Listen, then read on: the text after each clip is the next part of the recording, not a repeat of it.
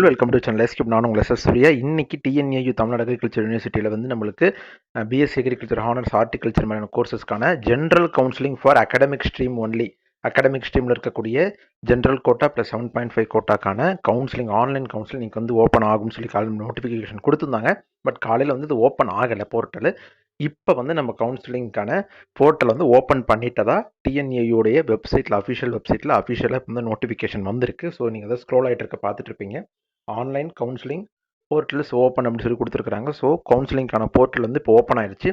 எப்படி அட்டன் பண்ணுறதுன்னு டவுட் இருக்குது. ப்ளஸ் வந்து மாணவர்களுக்கு வந்து இதில் சார் எனக்கு மெயில் வரல, சார் எனக்கு வந்து இது மாதிரி மெசேஜ் வரல, நான் அட்டன் பண்ண முடியுமா, அட்டன் பண்ண முடியாதா அப்படின்ற மாதிரி டவுட் கேட்குறீங்க. ஸோ மாணவர்கள் வந்து என்ன அப்படின்னா, உங்களுக்கு மெசேஜ் வந்திருந்தாலும் சரி, மெயில் வந்திருந்தாலும் சரி நீங்கள் அட்டன் பண்ணலாம். இல்லை எனக்கு ஒருவேளை மெயில் வந்திருக்கு சார், ஆனால் மெசேஜ் வரல, அட்டன் பண்ண முடியும், ஏதாவது ப்ராப்ளமானு கேட்குறீங்க. கண்டிப்பாக கிடையவே கிடையாது. மேபி உங்களுக்கு அது ரிசீவ் ஆகாமல் போயிருக்கலாம், இல்லை அவங்க சைடில் ஏதாவது மிஸ்டேக்காக இருக்கலாம். அதனால் அதெல்லாம் ஒரு பிரச்சனையுமே கிடையாது. உங்களுக்கு மெயில் மெசேஜ் ரெண்டுமே வரலன்னா கூட நம்மளுக்கு பிரச்சனை கிடையாது. ஜஸ்ட்டு நீங்கள் என்ன பண்ணுங்கள், உங்களுடைய வெப்சைட்டுக்குள்ளே வந்துட்டு இங்கே கீழே பார்த்தீங்கன்னா சைன்இன் ஒரு ஆப்ஷன் இருக்கு இல்லைங்களா. இந்த சைன்இனில் வந்து உங்களுடைய நீங்கள் அப்ளிகேஷன் போடும்போது யூஸ் பண்ண யூசர் நேம் பாஸ்வேர்டான இமெயில் அட்ரஸ்ஸு, பாஸ்வேர்டு, இது ரெண்டுத்தையும் நீங்கள் என்ன பண்ணுங்கள், போட்டு லாகின் பண்ணிங்க அப்படின்னா எடிட் கவுன்சிலிங்கான ஆப்ஷன் இருக்கும். ப்ரொஃபைல் பக்கத்தில் கவுன்சிலிங்கான ஆப்ஷன் இருக்கும். ஸோ அதை நீங்கள் கிளிக் பண்ணி உங்களுக்கு தேவையான காலேஜ் ப்ரிஃபரன்ஸ் லிஸ்ட்டை வந்து நீங்கள் பண்ணலாம். அதை நீங்கள் வந்து அப்ளிகேஷன் போடும்போதே பண்ணியிருப்பீங்க. இருந்தாலும் மாடிஃபிகேஷன் இருந்துச்சு அப்படின்னா மாடிஃபை பண்ணலாம்.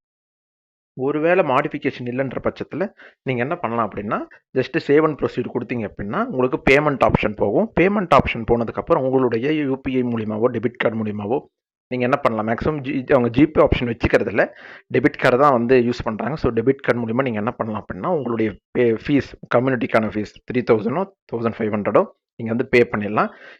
இது பே பண்ணதுக்கு அப்புறமேட்டு உங்களுக்கான அப்ளிகேஷன் ஃபார்ம் வந்து புதுசாக டவுன்லோட் ஆயிரும்.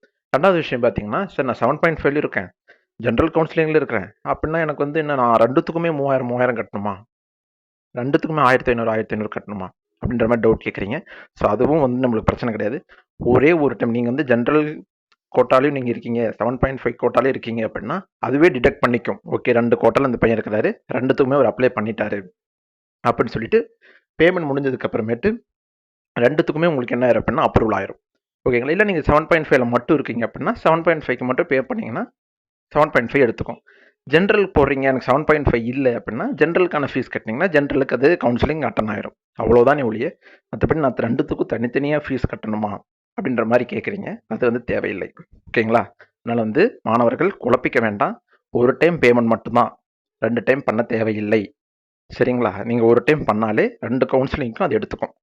7.5ல சீட் கிடச்சிச்சின்னா அந்த 3000 இல்லைனா 1500 ரீஃபண்ட் ஆயிரும். சப்போஸ் உங்களுக்கு ஜென்ரலில் சீட் கிடச்சிச்சு அப்படின்னா அந்த 3000 1500 உங்களுக்கு ரீஃபண்ட் ஆகாது. அவ்வளோதான். மற்றபடி வேறு எதுலேயும் எனக்கு குழப்பமே இல்லை. இது சம்மந்தமாக வேறு ஏதாவது டவுட் இருக்குன்னா கமெண்ட் பாக்ஸில் கமெண்ட் பண்ணுங்கள்.